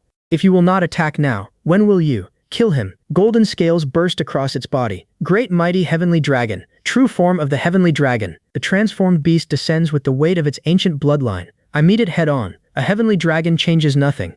Flying immortal technique. Kill. Tenfold combat power tears through its strongest defense. Blood and shattered scales fill the air. The old dragon repeats its claim, but fear cracks its voice. The dragon origin is immortal. Therefore, I am immortal. Its companions still refuse to move. They are waiting for us to destroy each other. The realization finally reaches it. The dragon twists toward them and screams, "Why are you still standing there? Do you plan to wait until I die?" Derek's ancestor remains difficult to escape, haunting the battle with another hidden method. One cultivator starts to dismiss him, then immediately senses the danger. "No, this younger generation is terrifying. Even that old dragon cannot match you." The death of his child at my hands no longer seems surprising. Before that realization settles, his technique takes hold. My body suddenly refuses to move. Shock cuts through every other thought. What method has this ancient cultivator used? The hidden technique locks my limbs again. Pressure builds inside my body until bones begin to creak. If this continues, even my restored physique will collapse. I force an immortal technique through the restraint, but my spiritual will is nearly empty. One enemy notices and shouts to his ally, "Leave now." Another cultivator blocks the retreat. "You want to escape? Stay and die." A third watches the opening vanish and sighs. "What a pity, you waste the perfect chance." The reply comes with open contempt. "Better to waste it than let you profit." Everyone knows you are the cultivation world's greatest hypocrite. You force others into a deadlock, then collect the rewards. Their alliance fractures while I struggle free. The accused cultivator defends his calculation. "Fellow cultivator, you misunderstand. One survivor is better than two ruined fighters." Before the dispute can continue, a sudden crisis interrupts them. Something terrible has happened. This discussion must wait for another day. This poor cultivator will depart first. Their unfinished alliance collapses into separate retreats. The teleportation releases us beneath magnificent towers. I scan the unfamiliar grounds. "Lady, where did you send us? This is clearly a powerful immortal sect." Opal offers an apology. "The remaining power is almost exhausted, so the destination is slightly inaccurate." Slightly inaccurate hardly describes this result. How is this even possible? A deviation of several hundred kilometers would already be excessive. This is 100 million kilometers away. A nearby cultivator receives the obvious question. "Fellow cultivator, may this place's identity be known?" The nearby disciple turns to his companion. "Senior brother, are you stupid?" His answer starts with disbelief. This is the Yuha immortal sect. The destination suddenly makes perfect sense. "Opal, the blame was misplaced. Your teleportation is impressively inaccurate. She sends me directly into the enemy's stronghold. Still, the mistake works perfectly. Fine, this entire place can be overturned now." A disciple accepts an item and nods. "Thank you, junior brother." Then he catches my unfamiliar aura and steps back. "Something is wrong. You do not belong to this sect. Who are you?" I keep walking. "You do not need that answer." Another young man approaches and mistakes my silhouette for someone else. "Father, are you back?" Hope dies when he sees my face. "No, you are not, father. Who are you?" Recognition strikes him an instant later. "Damian, how can you be here?" His senior brother notices the panic. "What is wrong with you?" The young man points at me. "Enemies truly meet on narrow roads. Where is my father? He should have killed Damian already." I watch disbelief consume him. He expects a dead enemy, yet I stand inside his sect while his father remains missing. Disbelief pours from him. "How can you still be alive?" His ignorance is almost pitiful. Laughter answers before the truth. "You still do not know, do you?" The truth lands without mercy. "Your father dies 1 week ago, killed by these hands. Unexpectedly, one fragment of your soul still survives. That fragment has only delayed the inevitable. Now you can follow him and meet your father." He rejects the revelation. "Impossible." Father stands at the peak of void refining, nearly invincible throughout the human world. How could you possibly kill him? There is nothing impossible about the power before him. Open your eyes and examine this aura carefully. Its pressure utterly surpasses his father's cultivation, leaving him terrified by the only explanation. Could he already have entered the Tao integration realm? He refuses the evidence. Impossible. Less than 1 month ago, he was merely useless trash in the Qi refining realm. Not even the reincarnation of an ancient emperor could explain such growth. He desperately seizes the only possibility left. This cannot happen. That person is not Damian. The companion studies me and suddenly shakes his head. "No, you cannot be Damian. Who are you?" I laugh at the desperate conclusion. "You truly are stupid. If I am not Damian, should I be your father instead?" His expression hardens, but I no longer care whether he accepts the truth. Believe me or refuse, it changes nothing about what happens next. His identity crisis changes nothing about the outcome. Be at peace and die now. The Yuha immortal sect no longer needs to exist. The judgment extends to everyone sheltered here. This entire sect is filled with cruel and deceitful people. Today, heaven receives justice. Their stronghold becomes the target. Opal senses an overwhelming aura rapidly approaching. "Leave quickly. The destruction already achieved is enough." Agreed. Take the victory and withdraw now. After our departure, an ancient cultivator roars over the ruin. "Damian, unless you die, how can this ancient senior ever show his face again?" The killing intent surges with one final command. "Go meet the sages of your sect." The enemy stakes everything on the final blow. "Damian, this life can be sacrificed. The Emperor's bones will be driven with everything left to erase you completely." The Harmony Flower escapes me, so the Chaos Body remains unfinished. Yet I fuse with the Great Emperor's Tao Fruit and gain the Radiant Immortal Body instead. I also enter the Heidao realm and obtain 2 Emperor-level forbidden arts. This journey is no failure. I gain far more than I lose. This is more than breaking even. It is a staggering profit. My wife checks my excitement. "Do not celebrate yet. The second Destiny Stone appears in just over 20 days. Her premonition sharpens the warning. An Emperor-level powerhouse may appear then. I stare at her. How is that possible? Have all ancient emperors not fallen? Her warning raises an obvious question. If every emperor has fallen, then what are you? My wife smiles. "Perhaps your wife is a ghost." I laugh. "You are teasing me, my lady." Still, an emperor's arrival would end our chances. Beneath such a being, everyone is an ant. My wife remains calm. There is no need to worry. She already has her own arrangements. Your only task now is cultivation. Practice with everything you have. Understood? Do not let others discover that the man behind the 9 heavens mysterious lady is actually incompetent. Good grief, she is secretly pressuring me. But circumstances are stronger than people, so I swallow the provocation and endure it for now. I can always reclaim my dignity on another battlefield. Understood. Serious cultivation begins now. Still, my wife has just endured battle after battle, while all this pressure also needs an outlet. Perhaps we should release some stress first. She immediately sees where my thoughts wander. Stop being indecent. Is this really the time for that? Her rejection cannot crush such sound reasoning. Even cultivation requires a balance between work and rest, my lady. The argument leaves no room for retreat, because training the body should surely include proper recovery. Wild laughter shakes the battlefield. An enemy drives the ancient remains toward me. Damian, the power of a great emperor will suppress and kill you. Dying beneath it is honor enough. Perish. Crushing pressure falls before the bones even strike. My body sinks under true imperial might. My wife recognizes the source. Those are the feathered emperor's bones. The saints are burning their origins to control them. Her voice turns cold. That emperor once serves beside her as a young Taoist attendant. Now his descendants tear his remains from their resting place and wield them as a weapon. After tens of thousands of years, they still deny their ancestor peace. After millennia, even the feathered emperor's bones are denied peace. My wife condemns the descendants without hesitation. They truly deserve death. I quickly redirect her attention. My lady, leave that aside for now. Emperor bones are not the same as a living great emperor, so they are less terrifying than they appear. More importantly, a trace of the feathered emperor's remnant consciousness still lingers inside. If we can awaken it and seize control of these bones, they may become useful to you. Whoever launches this attack expects to kill me with imperial remains, but may instead lose both the bait and the prize.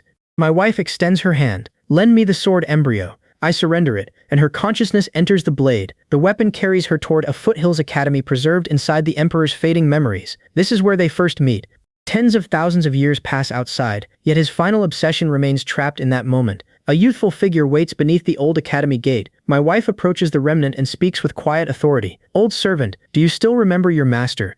The faded spirit turns toward her voice.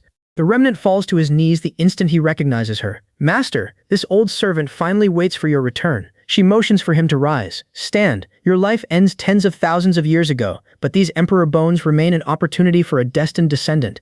Her gaze settles on the fading spirit. Today, I ask you to surrender that opportunity for your master's sake. The remnant accepts without resistance. How could the master's will ever be refused? Everything belonging to this old servant belongs to the master. Watching this unfold, only one thought remains. My wife is terrifyingly powerful. I stare at my wife. Simon is your pet, and the feathered emperor serves as your attendant. How many disciples do you have? Do not tell me all 3 become great emperors. She dismisses that exaggeration. It is not quite so extreme, though there are still more than a dozen. The emperor bones now lose their self-awareness completely. Next, they become the material for refining an immortal bone for you. That immortal bone will help me enter the saint realm as quickly as possible. Thank you, my lady. With the 10,000 demons' immortal body and an immortal bone combined, even plucking stars and seizing the moon feels possible. No one beneath heaven should rival me. My confidence surges until she gives one warning. Refining the immortal bone will be extremely painful. Endure it. Pain cannot intimidate me now. Do not worry. Bring it on. I welcome the coming agony with reckless confidence. Let the storm rage even harder. The refinement begins, and pain immediately tears through every bone. That hurts. My wife catches the reversal instantly. Did someone not just claim that pain was nothing? The boast strikes me in the face almost immediately, but the heavenly bone is finally complete. Everything required is ready, so only accumulated strength remains before my assault on the saint realm. The sanctification calamity should arrive within an hour. Thank you for protecting me through this, my lady. She treats the burden as obvious. We are Tao companions. Protecting you is naturally my duty. With the second destiny stone approaching, I set my deadline. The breakthrough must happen before it appears, no matter how violent the coming tribulation becomes.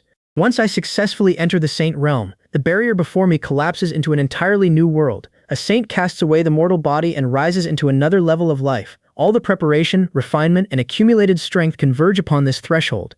Now the final step waits before me. It is time to face my own sanctification tribulation. Slightly more than a month brings me to this threshold. No cultivator advances at such speed. The coming sanctification tribulation must be terrifying, but fear cannot rule my heart. Beyond the final trial waits a brighter life. I steady my breathing and face my wife. My lady, I am ready. She gestures toward the sealed world around us. This place hides you from heaven's secrets. While you remain inside, the great Tao cannot sense you or summon the calamity. The instant I leave, the calamity will descend. A more entertaining idea suddenly comes to me. What happens if the sanctification tribulation begins directly above the Derek family? Its power should be enough to flatten their entire estate. My wife understands immediately. Your temper is vicious. Every grievance must be repaid. Then her approval appears. But that is exactly what pleases me. My wife stands beside the exit. Focus on surviving the calamity. I will use everything to keep others away. I laugh and choose my target. Then I will cross the tribulation above the Derek estate. Protect me well, my lady. The instant I leave the hidden world, thunder swallows the sky. This is no ordinary heavenly trial. Dozens of imperial phantoms emerge within the storm. Each carries the pressure of a great emperor. My wife watches them surround me. Remarkable. One man faces the emperors of past and present alone. Since ancient times, who else receives such a tribulation? I face the heavens directly. Great Tao, do you intend to erase me completely? Laughter bursts from me beneath the gathering thunder. Then your wish will never be granted. My fate belongs to me alone. Come and kill me if you can. The tribulation answers by summoning phantoms of emperors from every age, while thousands of lightning bolts gather as instruments of destruction. Such a vision has no precedent among ordinary saints. Against the entire history of imperial power, one figure remains at the center. My lady, only your husband produces a spectacle like this while crossing a tribulation. Her interest is obvious, and I refuse to let the storm humble me. This little thunder feels more like a pleasant tickle. She cuts through the boasting at once. Your mouth never rests. This is merely the appetizer. The true imperial calamity has not descended yet, so do not become careless. With her guarding me, my heart remains completely steady. Besides, the destruction above is still far too small. The Derek family has offered such generous hospitality below, and their repayment deserves an equally memorable scale. How could I waste the Derek family's warm hospitality below? I keep the thunder above the family estate. They need to see every detail clearly. My wife understands and smiles. That suits your nature. Anyone who dares touch my husband must pay the price. I gather power beneath the imperial shadows. Naturally, watch closely, my lady. Once I break this catastrophe, their defenses will be gone. The treasure vault lies somewhere below us. I point toward the collapsing halls. Afterward, I will take you through their treasury. Everything inside becomes ours.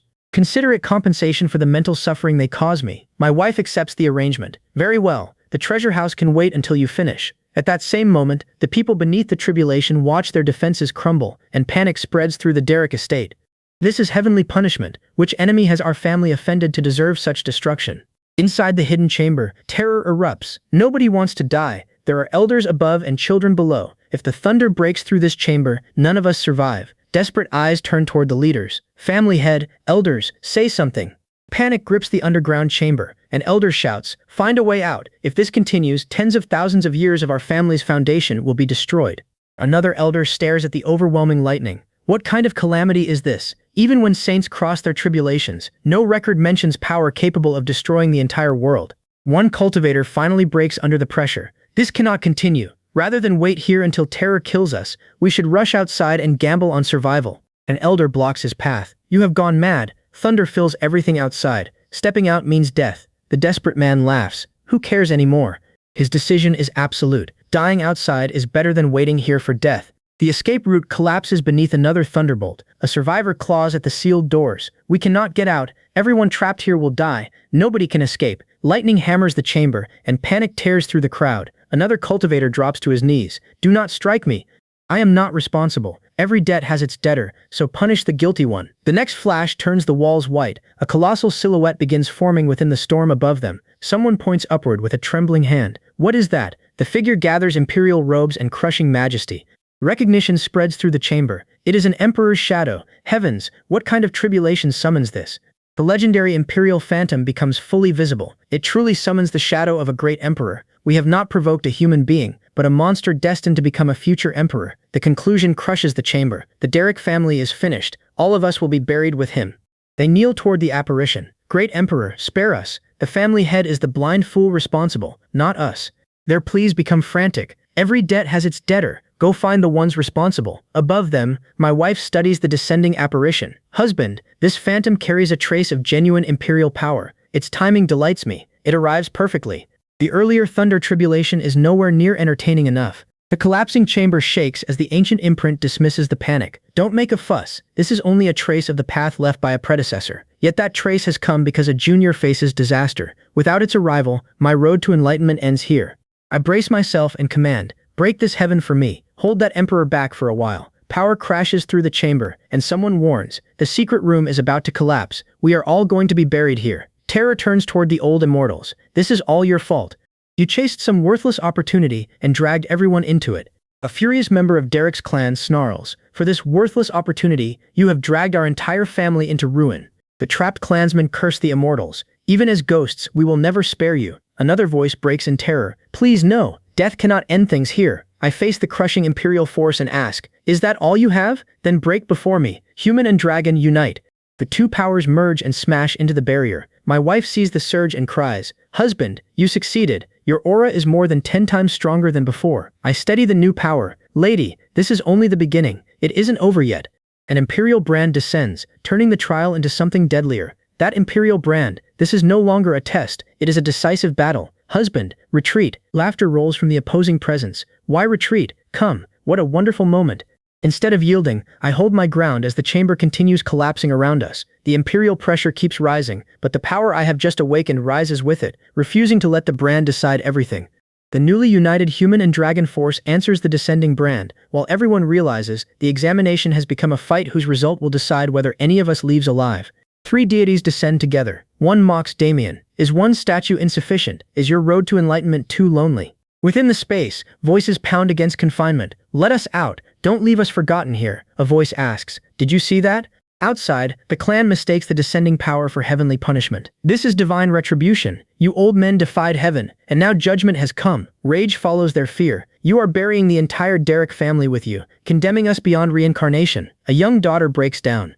"Please, no. Only 20 years old, and death is already here. Who will save me?" Their panic spreads while the formation strains under the impact. I order my wife, "Guard the formation for me. Watch closely and see what your husband can do today." With the imperial brands pressing down and the clan begging for rescue, I turn the punishment they dread into the field for my next strike. The merged power carries me upward in a single step, and the watching cultivators cry, "He reaches the heavens in one step. The emperor has attained enlightenment." My wife warns, "Husband, be careful." The imperial phantom answers with contempt. A grain of rice dares compete with the radiant moon. Fresh power surges through my body, ready for its first measure. The strength just absorbed arrives at the perfect time. Use your attack to test its quality. The clash now becomes proof of whether this new realm can truly withstand an emperor's might. The imperial attack unfolds as the divine wheel of returning dharmas, a purifying force meant to erase everything before it. My wife calls out, "Husband." The light engulfs me, but when it clears, my body remains unbroken. "All is well, lady. This farce should end now. The Derek family owes us a blood debt, and it is time to collect the principal with interest." Then the thunder abruptly stops. Inside the clan, relief erupts. The thunder has stopped. The ancestors must have won. Just as expected, once the phantoms of three great emperors act, that bastard Damian cannot survive even with 9 lives. Their celebration dies when something impossible appears above the battlefield. What is that? A radiant body takes shape before their eyes where they expected a corpse. Awe replaces certainty as they recognize it. A celestial body, gifted by heaven. The power they trusted has not erased me. It has revealed what the clash has made of me. "This is not the sign of a defeat," one elder breathes. "This is a miracle. Has he truly reached heaven in one step? Impossible. How can he survive after the 3 imperial ancestors strike?" The truth crushes the clan's last hope. He survived. No, he won. The shadows of our ancestors were defeated. The Derek family has offended a living true God. Everything is over. Beside me, my wife studies the power surrounding my body. "Husband, your present realm is beyond perception. This has already surpassed the limits of the earthly world." Her gaze stays fixed on me as I raise one hand. "Lady, watch closely. Today your husband opens an unstoppable road to heaven for our future. With a single finger, the world can be opened anew." Power gathers at that fingertip, vast enough to make the defeated clan recoil. My wife looks directly at me. "This is my husband." Across the ruins, the surviving witnesses can no longer see me as mortal. That is not a human being. That is God. Our family perishes.